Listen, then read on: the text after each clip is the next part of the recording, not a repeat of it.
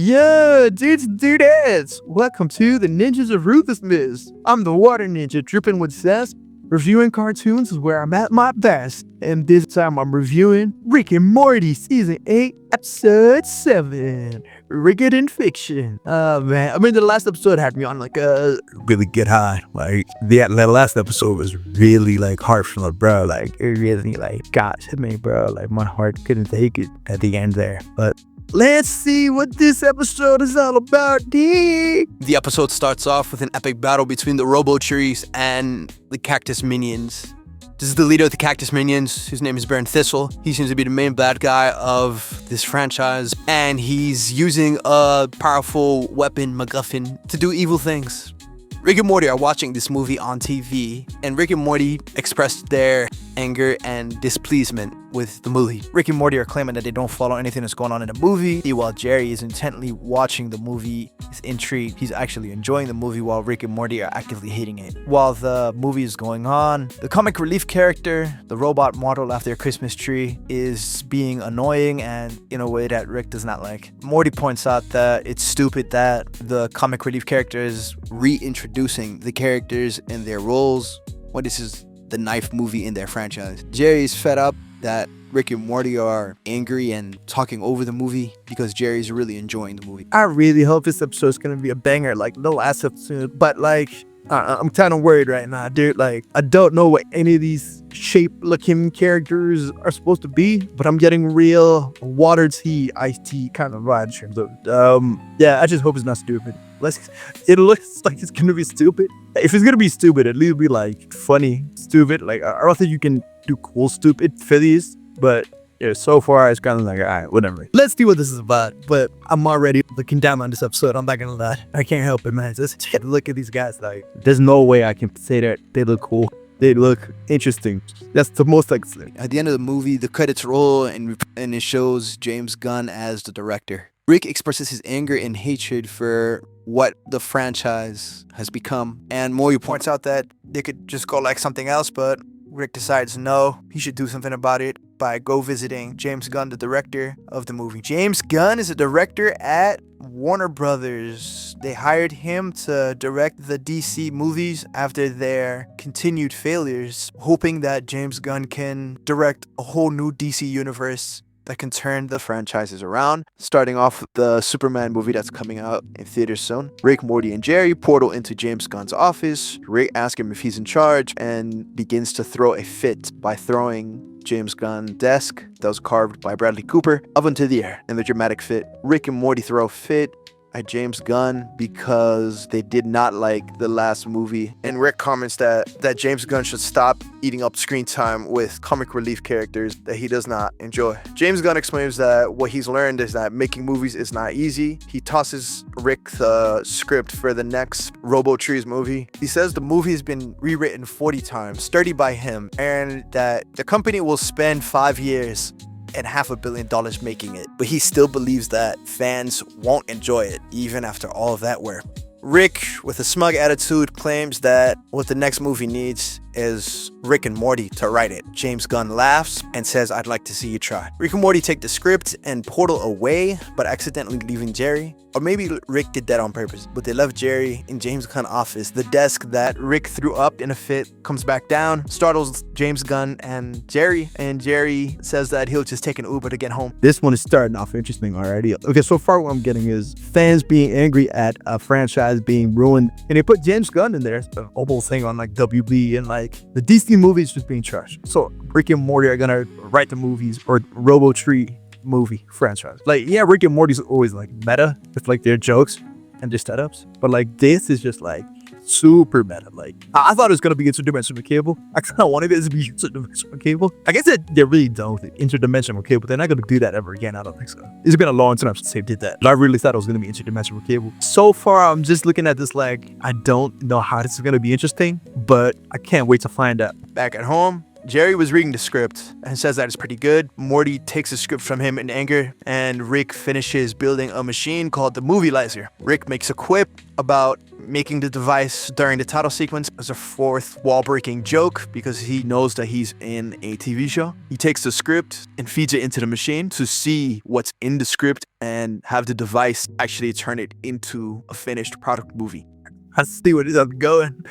Not only are they making fun of the current landscape of movie production is how people aren't enjoying it, they're also gonna jab at AI right now and ChatGPT and all that. So this Movielizer device that Rich just invented, that's the AI stuff that's going on in the world right now. All right, this is getting funny now. All right, here we go. Rick fast forwards through the movie to see that it's really just a continuation of the last movie that they saw, and that the parts that they did not enjoy about the movie are still present. And Rick explains that his machine can change the movie script based off of prompts that they add in to the movie. Rick and Morty decide to make changes because they don't like the villain of the story. Rick makes the comic relief Christmas tree character shoot the main villain by accident. This creates a story where the Christmas tree character goes to jail because the villain that he shot at and killed was unarmed. So the tree is taken to court and found guilty and is sentenced to jail. Like that he even said the word prompt. Just like prompt has just been like a word that has entered the weather vocab and lexicon of people ever since, ChatGPT came into the picture. The Christmas tree character goes to jail for shooting an unarmed person, and after enjoying what they did, Rick and Morty laugh at the situation, but Jerry exclaims that they're changing important parts of the story that could be a bad idea. At this point, Rick tells Jerry to shut up, and he continues to type into his machine to make more changes to the story. The machine malfunctions and sucks Rick and Morty into the story, digitizing their bodies into the story. Jerry avoids his fate by stepping back at the right time. Rick and Morty look around and they see the headquarters of the Robotrees. The Robotrees come out, sensing an intruder, and they start firing and shooting at Rick and Morty. Rick and Morty seek cover, and Morty asks what's going on, how is this possible? Rick explains that the Movielizer sucked them into the movie and turned them into characters within the movie. Jerry speaks into the microphone of the machine. Rick and Morty hear this as narrated dialogue, and Rick explains that they've been sucked into the script of the movie and the Robotrees are trying to kill them for intruding on their headquarters. Jerry tries to help by adding in to the script that a car appears for Rick and Morty to drive away in. Okay. Them just getting stuck into the machine. And this kind of plays off of like the last episode where they made like a small joke where Beth was like, yeah, technology this advances like that essentially close to magic, so just don't worry about it. They just don't care. They don't care about logical like explanations if it actually makes sense in like a scientific manner. Like now they're just shooting the technology like magic, like straight up, like they de-escalate into the machine, like their bodies just digitized into the machine. Like I get it. You telling me like turn my brain off and just enjoy whatever happens. But part of the reason I really like Rick and Morty was the sci-fi aspect that seemed like this could actually happen. Now I'm seeing stuff like that where it's just like, okay, it's all just magic at the end of the day because it's a cartoon and like don't take it seriously. The fact that they just don't care about the logic of the world. Don't try to poke holes in the logic. Don't try to be like, oh, there's no way that could ever happen. Like, just enjoy the story. Just enjoy whatever we're giving you. Like, I get it's a comedy show, but it's like, dude, if like part of what made Rick and Morty so great was the scientific like element and the logical stories and the characters. Like, yeah, this just seems like a throwaway episode, like the story train episode. Rick and Morty get into the car and drive away. Rick tells Jerry right into the script that the movie ends and that they get away with no problems. Jerry says that there's an issue and that the Movielizer says that the script will continue until there is an antagonist and a third act. Because they killed the main antagonist of the script, the Movielizer will continue to hold them hostage until a new antagonist and third act are created. So they decide to revive the villain that was killed off earlier in the movie back to life so that he can continue to be the villain and create an ending for them to escape through. They use lightning to recharge the villain's dead body and bring him back as a zombie. So the zombie Baron Thistle bites Morty after awakening, and Rick freaks out and hits the zombie with a shovel, killing him again. Morty now transforms into a cactus person. Jerry explains that this has created a new antagonist, and Rick is happy to hear that. That means that they now have a new antagonist and they're back on track to try and leave the movie. So Rick's plan is to have Morty be the new bad guy, and Jerry explains that in the original script, Baron Thistle, the cactus guy, was going to form an evil plan that leads to him killing the Christmas tree character at the end of the movie. Rick actually likes that ending and decides that Morty should take over for the captain's character and kill the Christmas tree character after Rick breaks him out of prison. Meanwhile, in the lunchroom of Warner Brothers Studios, James Gunn is getting lunch. So Zack Snyder, he noticed that James Gunn is sad and he asked James Gunn if there's a problem. James Gunn explains that a fan of his last movie came into his office and explained that they hated the movie. They then took the script to see if they could do a better job. James Gunn asked Zack Snyder if they're losing touch with the fans and explains that the person who took the script came in with a portal. Zack Snyder deduces that it was Rick Sanchez and explains that this is a common occurrence. Snyder explains that Rick trapped Christopher Nolan in a giant bookcase because Rick didn't like the movie Interstellar. And Snyder explains that he's not a real fan, he's just a scientist and the smartest man in the universe. Snyder explains that he can't do what we do. Probably. Zack Snyder then leaves saying that he's gonna go work out and that James Gunn should work out too. And that one day James Gunn is gonna wish that he works out as much as Zack Snyder. Back in the movie, Morty stumbles into Baron Thistle's evil base with his henchmen packing everything up, and he stands on his desk under his picture to explain that he is the son of Baron Thistle and that he's taking over his operation in order to continue whatever they were doing before. The henchmen say that he does look the same and that he's a cactus person, so they believe Morty and accept his leadership and ask Morty what they should do. Morty asks them what were they doing before Baron Thistle died. They explained that they were gonna create a doomsday device at the North Pole, and Morty encourages them to continue doing that. James Gunn pulls up to Rick and Morty's house and sees that Rick actually did create a movie machine. He then uses his opportunity to fool Jerry into leaving his post. Jerry was guarding and controlling the movie laser machine, but James Gunn fools him into getting away from the machine. Back into the movie, Rick is in prison and explains that he's in jail for the fastest crime that he could commit. He did this just so he can get into the same prison as the Christmas tree character. He talks to the Christmas tree character and tries to get him to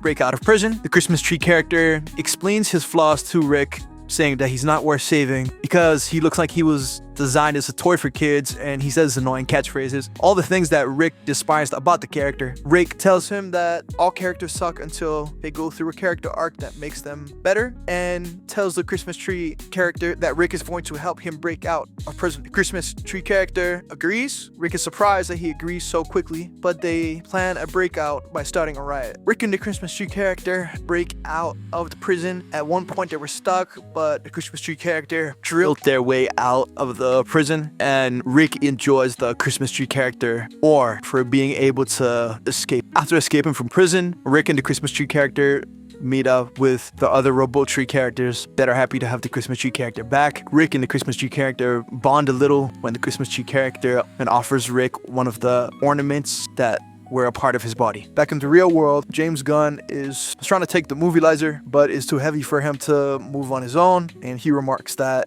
he should have listened to Zack Snyder about working out. This is when Rick notices that Jerry has abandoned his post and is no longer manning the movie laser. While Rick and the Robotrees quickly get the ship to the location where the doomsday device is located, Morty gets to a high ground level in order to shoot the Christmas tree character, but he can't find him. Instead, he sees Rick, who decides to abandon the original plan in order to stop the Christmas tree character from dying. Morty meets up with Rick and asks, where's the Christmas tree character? Rick explains that he's safe on the ship because he doesn't want the Christmas tree character to die anymore, because after spending some time with the Christmas tree character, Rick actually likes the character now. Morty gets angry at this because they originally planned for the Christmas tree character to die so that they can leave the movie. Morty says all of this out loud, allowing the Robotrees and the Cactus Minions to hear this. Both sides decide to work together to attack Rick and Morty. When the Robotrees and the Cactus Minions work together to attack Rick and Morty are running away, and they ask Jerry for help. Rick explains that he abandoned his post, and they hear James Gunn's voice as the narrator, explaining that Jerry went to go talk to his wife. The scene then shifts to James Gunn, who has the movie laser tied up to his car and is planning to drive away. Jerry then comes out of the house and sees James Gunn right before he's about to drive away. As Jerry tries to stop him, James Gunn tries to talk to Jerry and persuade Jerry to let him get away by claiming that James Gunn read Jerry's script for a movie and that James Gunn can help him get into Hollywood and get the movie made. James Gunn tries to tempt Jerry by saying that Jerry could join Hollywood and explains that how you really succeed in Hollywood is by turning your back on family. Jerry explains that he does not like that and he punches James Gunn. After punching James Gunn unconscious, Jerry gets back to the movie-lizer and lets Rick and Morty know that he can help them again. Rick and Morty messed up the story so bad that it's no longer a circular story. It's not a linear story that can go on forever. So they need to add changes to the story to create an ending. Rick then tells Jerry that it's up to Jerry to write an ending to the story. Jerry explains that he thought Rick didn't think Jerry was a good writer and that he should never get on the keys to fix a story. Rick explains that this is a desperate situation. They wrote themselves into a corner and it takes a special idiot to write themselves out of the mess that they created. Rick explains that Jerry is a special type of idiot that can help write them out of the story. Jerry's unsure of himself and Rick tells him to go look in his workbench for an orange bottle. The orange bottle turns out to be Adderall, as a joke that writers and college students often use Adderall to stay awake and heighten their senses to create and write scripts and complete assignments. There's just a lot of meta commentary in this episode. I don't know if they just really don't like James Gunn or it was he really just like a good punching bag for the subject. I don't really care too much about James Gunn, but it's just like just seeing him in the episode and seeing him like do what he's doing. Like he actually wrote a machine to write scripts for me. I get that's the whole like like it's just like I get it. Like the AI thing, like the scripts that AI writes, they're not like fantastic, they're not amazing, but it's something. And it's just like, that's something that leads to something amazing. So I could see why writers would be threatened by, and I guess James Gunn is supposed to be representation of that. And just the whole thing about like Rick liking the character that he once hated and saying that, all great characters suck at first until they change and go through a character arc and then become great. This episode was already just a whatever episode to me, but like now it's like really a whatever episode. Now I'm like paying attention to the commentary. The commentary doesn't make the episode better. It just makes me want to like understand why they even went to such great lengths to even make such an episode, other than to just complain about the situation with AI and creating stories about that. And even Rick saying to Jerry, any idiot can just type ideas into a machine and then accept what it spits out. After Jerry takes the Adderall, he's able to write them out of the situation with random occurrences and random situations. This leads to a whole brigade of nonsense and illogical story writing of random things just happening in order to create action scenes and special effects that don't logically make sense but provide spectacle and a convenient story progression. Eventually, after the random car chase that went all the way from New York to the North Pole, Rick and Morty get to the Doomsday device, started up the robo-trees, try to stop them, as well as some of the cactus minions. The robo-trees were about to kill Rick, but the Christmas tree character jumps in front of Rick, begging them to spare him because he believes that Rick is a good guy. Rick pretends to hate the Christmas tree character in order to get the other robo-trees to fire and kill Rick, and Rick grabs Morty and pulls him and Morty into the fire of the Doomsday device to create an ending to the movie where Rick and Morty die in the Doomsday device. At Rick and Morty's graves, the Christmas tree character is named the new leader of the Robo-Trees. Jerry believes that Rick and Morty died in real life because they died in the movie, and James Gunn, who witnessed the ending of the movie, was touched by how good the movie was, and his single tear fell onto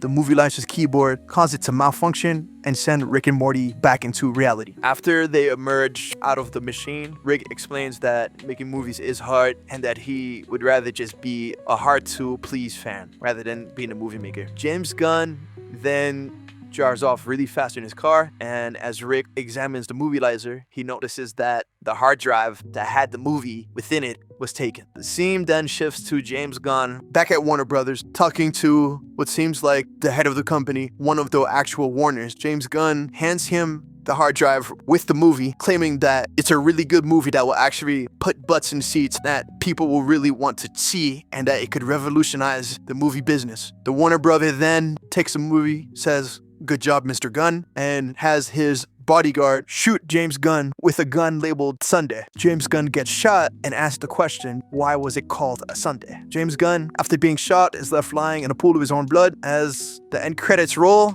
and the theme song for the Robotrees play. This episode does absolutely nothing if you're not in tune with the conversation with generative AI and the writer's strike and just the different things around that subject. I kind of just feel blasé about it. I kind of don't care. I can see like why this episode would really be important to the people that were writing this. But if they were gonna do commentary about like, you know, generative AI and all that and how it could affect movie writing, script writing, show writing, like I feel like they could have did this episode in a better way than what it did. This just seems like a quick like, yo, let's just get this out there type of episode. This doesn't feel like they really flexed their creative muscles to talk about this issue. But the Robotrees, I get it, it's just some stupid franchise that you're not supposed to take seriously. But it's just like, it has this fans and the fans may not like the direction that a franchise is taking, aka Rick and Morty.